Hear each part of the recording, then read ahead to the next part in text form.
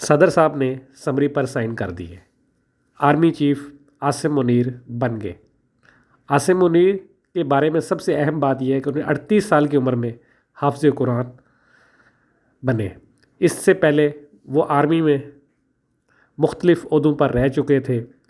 ان کی فیملی کا تعلق راولپنڈی کینٹ سے ہے۔ انہوں نے ابائی تعلیم ایف جی پبلک اسکول مال روڈ سے حاصل کی۔ یہاں پر کالج میں وہ پنڈی میں جنرل باجوہ کے کالج کے ساتھ رہے ان کے۔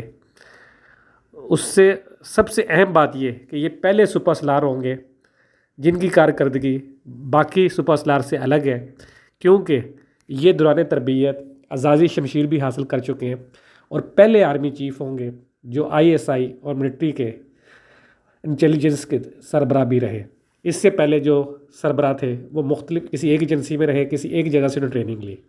یہ پہلے آرمی چیف ہوں گے جنہوں نے جو تربیت ہے وہ کاکول کے بجائے O G T S Mangla school سے حاصل کی، اور یہ اسکول بند ہو چکا ہے۔ اس کے وجہ سے کہا جا سکتا ہے کہ یہ منگلا کے آخری آرمی چیف ہوں گے تربیت یافتہ۔ سب سے اہم بات یہ کہ ان کے بارے میں یہ کہا جاتا ہے کہ انڈیا ان کو بہت بڑا اپنا دشمن سمجھتا ہے۔ یہ ہے پاکستان والیوں کے لیے بہت اچھی خبر۔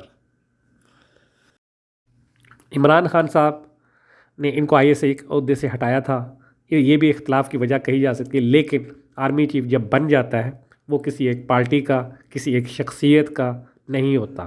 یہی ماضی کا تجربہ ہے اور یہی ہمیں آگے سوچنا چاہیے۔ آرمی چیف صرف اور صرف پاکستان کا ہوتا ہے اور وہی پاکستان کے بارے میں سوچتا ہے۔ اس کو جو بھی فیصلہ کرنا ہوتا ہے وہ اسی کو دیکھ کر کرتا ہے، اور اس کے بعد وہ 8 سے 10 کروڑ کی فوج کا سربراہ ہوتا ہے۔ دیکھتے رہیں پاک ایکسکلوسیو ٹی وی۔